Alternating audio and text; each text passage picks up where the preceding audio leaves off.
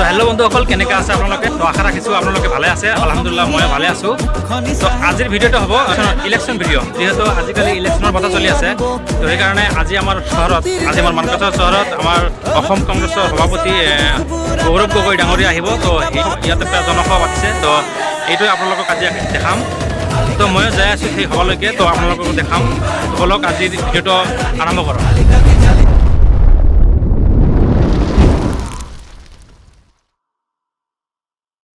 তো বন্ধুসকল, আমি আহি পালোঁ সভালৈকে, আৰু অহাৰ পিছত দেখা পালোঁ যে ইমান মানুহ ভিৰ। আপোনালোকে চাইছে ইমান এটা বিশাল সভা।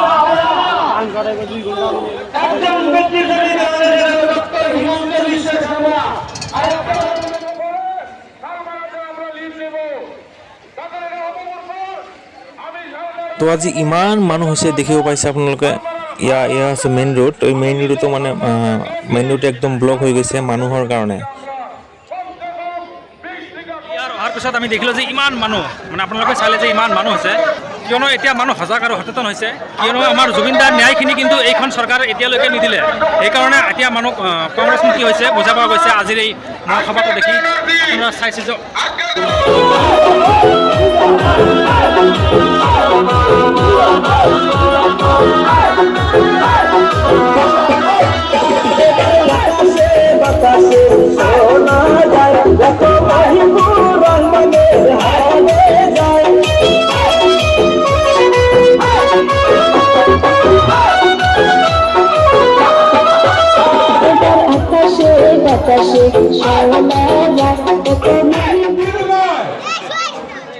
বন্ধুগণ, আপনারা দেখেন এই ভারতবর্ষের স্বাধীন হওয়ার পর থেকে আসামের বুকে জাতীয় প্রধানমন্ত্রী হচ্ছে এই কাম করতে হবে ভাই। আপনারা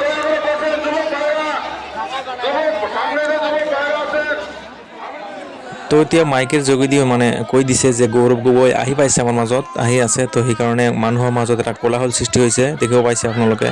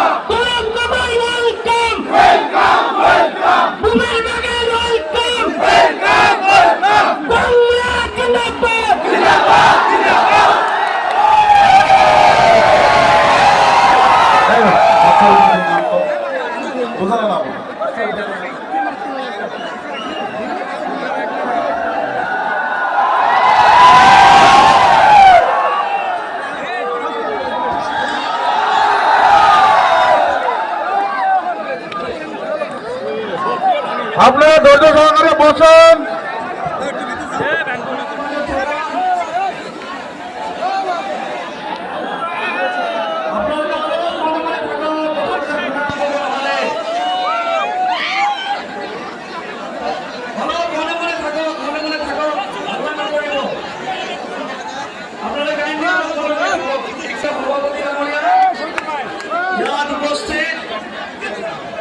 এপিসিসি সভাপতি অসমৰ গৌৰৱ, আমাৰ সকলোৰে হিয়া মঠো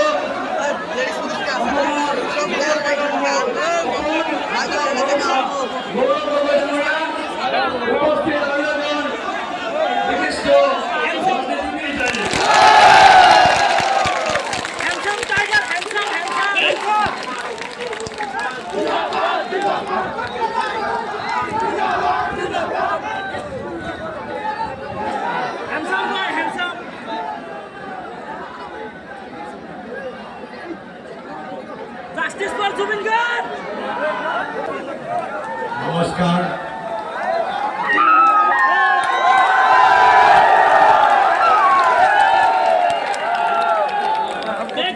আজি এই বিশাল নিৰ্বাচনী সভাত উপস্থিত থকা আৰু বিভিন্ন সময়ত কংগ্ৰেছ দলৰ মনোনীত প্ৰাৰ্থী মহিবুৰ বাপী ৰেহমান ডাঙৰীয়া মোৰ লগত যোগাযোগ কৰিছিল আৰু সদায় মোৰ ইচ্ছা আছিল যে মই আহিবলৈ বিচাৰোঁ, কিন্তু কিবা কাৰণত মই ইয়াৰ আগতে যেতিয়া আমাৰ যোৱা 2-3 বছৰত বিভিন্ন আমাৰ দলৰ কাৰ্যসূচী হৈছিল, মই কিবা কাৰণত আহিব নোৱাৰিলোঁ। সেইকাৰণে যেতিয়া আমাৰ নিৰ্বাচনী প্ৰচাৰ আৰম্ভ হ'ল, দিন আমাৰ ওচৰত বেছি নাই, দিন আমাৰ যথেষ্ট সীমিত।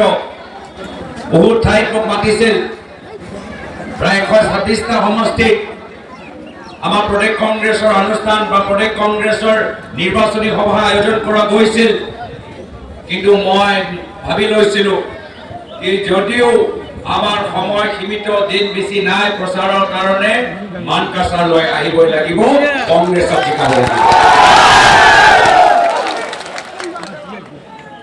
যোৱা বিধানসভা নিৰ্বাচনত মই আপোনালোকৰ ওচৰলৈ আহিছিলোঁ। এই সময়ত আমি বেলেগ এটা দলৰ লগত মিত্ৰজোঁট কৰিলোঁ আৰু যাৰ ফলত কংগ্ৰেছ দলে প্ৰাক্তন বিধায়ক ডক্টৰ মতিয়াৰ ৰেহমান মণ্ডল ডাঙৰীয়াৰ এই সময়ত চিটিং MLA আছিল, চিটিং MLA, তথাপিও অসমৰ বৃহত্তৰ স্বাৰ্থত মানকাছাৰ কংগ্ৰেছ দলে আৰু ডক্টৰ মতিয়াৰ ৰেহমান মণ্ডল ডাঙৰীয়া ত্যাগ আৰু বলিদান স্বীকাৰ কৰিলে। এয়া হ'ল কংগ্ৰেছ। আমি প্ৰথমতে অসমৰ বাবে চিন্তা কৰোঁ। আমাৰ আৰু বিজেপি দলৰ মাজত এয়া হ'ল পাৰ্থক্য। বিজেপি দল প্ৰথমে নিজৰ বাবে চিন্তা কৰে, দেশৰ বাবে পিছত চিন্তা কৰে, আৰু কংগ্ৰেছ দল সদায় দেশৰ কথা আগতে চিন্তা কৰে, নিজৰ কথা। সেইকাৰণে যেতিয়া স্বাধীনতা সংগ্ৰাম হৈ আছিল, কংগ্ৰেছ দল নিৰ্বাচন হ'ল অসমখন উদ্ধাৰ কৰা, এই নিৰ্বাচন হ'ল অসমৰ ভিতৰত শান্তি লৈ অনা, এই নিৰ্বাচন হ'ল সাম্প্ৰদায়িক ৰাজনীতি শেষ কৰা।